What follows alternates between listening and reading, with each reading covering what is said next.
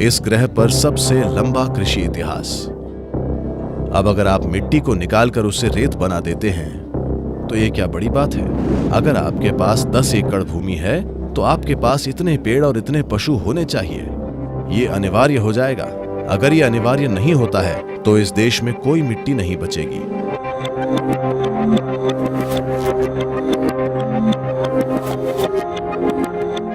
मैं चाहता हूं कि आप इसे समझें। अगर आपको ये पहले से नहीं पता तो चलिए मैं आपको ये बताता हूं। भारत का 25% हिस्सा अगले 10 से 15 साल के समय में रेगिस्तान में तब्दील होने जा रहा है। मरुस्थलीकरण कैसे होता है, इसका कारण सरल सा है।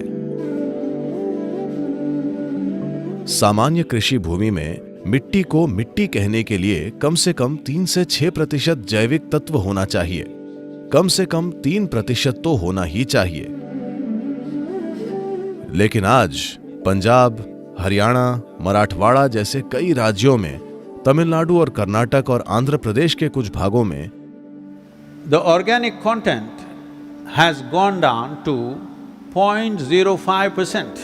जैविक तत्व 0.05% तक नीचे आ गया है। इसका मतलब अगले 3 से 5 सालों में ये रेत बन जाएगी। अगर आप मिट्टी से जैविक सामग्री हटा देते हैं तो मिट्टी रेत बन जाएगी। अगर आपकी मिट्टी रेत बन जाती है तो हम कहते हैं आपका देश एक रेगिस्तान है ना? ये दूर कैसे जा रहा है मुझे नहीं पता। युवा शिक्षित लोगों को इन चीजों के बारे में सोचना चाहिए, पर दुर्भाग्य से हम ऐसा नहीं कर रहे हैं। देखिए, आप 1 एकड़ जमीन लीजिए। अगर आप 1 एकड़ जमीन लेते हैं, अगर आप मान लीजिए 2 टन कोई फसल उगाते हैं, तो आपने जो हटाया है वो 2 टन ऊपरी मिट्टी है। तो अगर आप जैविक सामग्री को वापस मिट्टी में डालना चाहते हैं तो सिर्फ 2 तरीके हैं, पेड़ों की पत्तियां और पशुओं का मल। पेड़ बहुत समय पहले ही जा चुके हैं, पशु आप खुद उन्हें खाना चाहते हैं। आप मिट्टी का संरक्षण कैसे करेंगे? अगर हमारी मिट्टी रेगिस्तान में तब्दील हो जाती है, How are people going to live? तो लोग कैसे जिएंगे?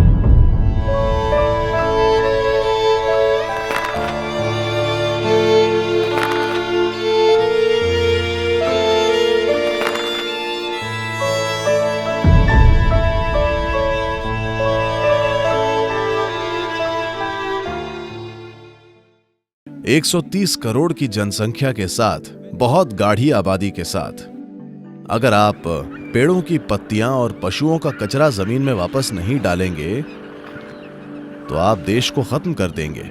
एक ऐसा देश जहां 12 मासी खेती प्रणाली है और जिसका कृषि इतिहास 8 से 10 हजार साल पुराना है। इस ग्रह पर सबसे लंबा कृषि इतिहास। अब अगर आप मिट्टी को निकालकर उससे रेत बना देते हैं तो ये क्या बड़ी बात है। आपको किसी तरह से इसे संरक्षित करना होगा, किसी बिंदु पर। निकट भविष्य में किसी बिंदु पर हमें इस बात पर आना होगा। अगर आपके पास 10 एकड़ भूमि है तो आपके पास इतने पेड़ और इतने पशु होने चाहिए। ये अनिवार्य हो जाएगा। अगर ये अनिवार्य नहीं होता है तो इस देश में कोई मिट्टी नहीं बचेगी।